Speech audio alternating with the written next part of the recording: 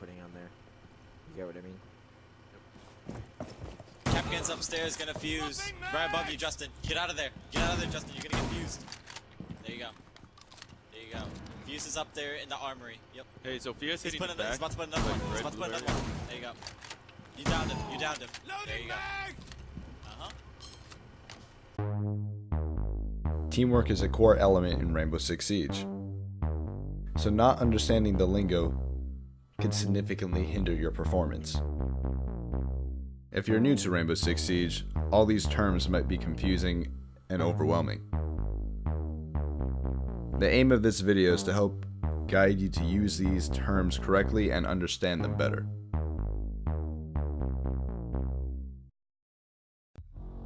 To make it easier to distinguish which term means what, I'm going to separate this video into 3 parts. Map terms, which include connector, rotate, sight, and compass callouts. Player roles, which include anchor, roamer, fragger, and support. And player actions, hot breach, bandit tricking, wallbang, and baiting. We are going to start off with connectors and rotates. A connector is a room that was designed with the map to connect 2 rooms together, while a rotate is a player-made hole to connect the 2 rooms together also. It can get kind of confusing when you hear connector and rotate, as they essentially do the same thing. However, they are different. So I felt like this clarification was needed. Next, sight. Sight is an easy one. It is just basically the room where the objective is located. For 2-bomb, there is A site and B site, while in hostage and secure area, you could just call it sight. Lastly is the usage of your compass. Your compass displays the name of the room you're in. And if you use terms like he is on your left or he is on your right, it can get confusing due to perspective. Always try to use your compass while making a call out.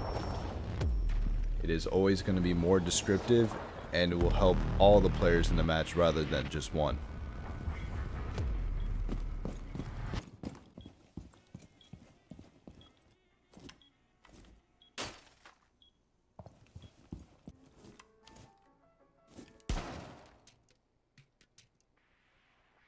Now we will be going over player roles. Starting off with anchor.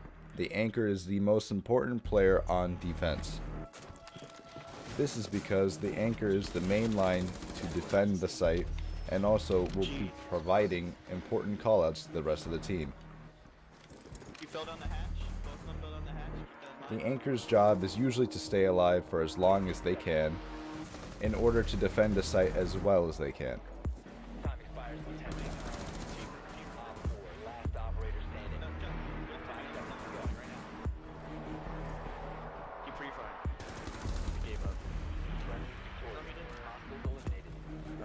Next is roamer. A roamer is a player who plays off-site to try to thin the horde down of the attacking team. A good roamer tries to stay alive as long as they can and will try to just only poke the attacking team. A roamer who dies too early in the round could harm the anchors, as they have more opponents to have to fight at the end. Now for more attacker-sided terms.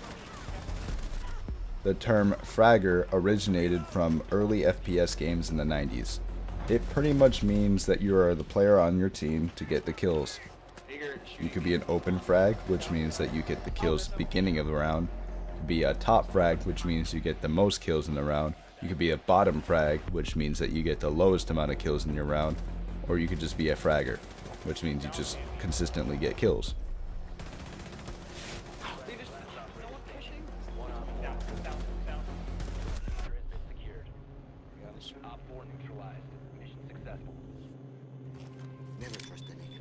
A support player is a player that usually enters second into the building after the fragger. A support player usually has an alternative objective to get done during the round.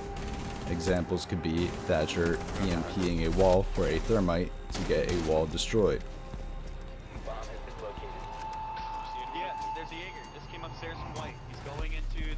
A support player is usually a player that also cleans up firefights. Let's say your teammate is in a firefight and they lose the gunfight, the support player can easily assist. For the last part, we'll be talking about player actions. Coming up first is Hot Breach. Hot Breach is a term to describe when a player enters a window right after a breaching charge is detonated.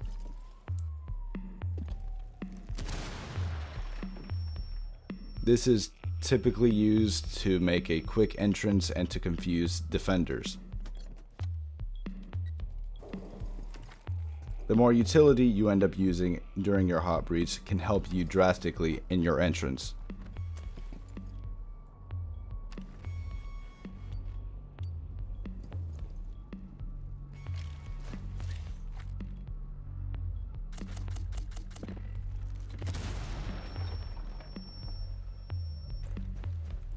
Now on to bandit tricking. Bandit tricking is the term used when a bandit is actively electrocuting a wall to cancel out a thermite charge on the other side. It takes a good ear and a bit of practice, and you can get bandit tricking down to a point. Coordination with your team is required in order to beat this trick, something you will have to learn while playing Rainbow Six Siege.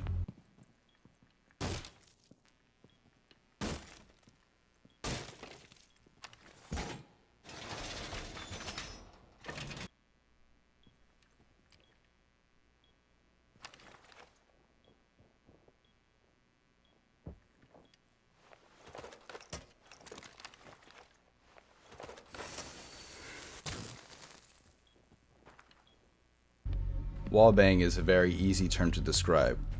It is basically the act of shooting someone through a wall. It really helps when there is a mark on the enemy as shown. Floorbang is the same meaning as wallbang, but vertically. The last term in today's video is baiting. Baiting is the act of tricking your enemy to net you a kill or a win. There are many forms of baiting. In this video, I'm just going to show you a few, but in your experience while playing this game, you'll be subject to a lot more tricks from the enemy team.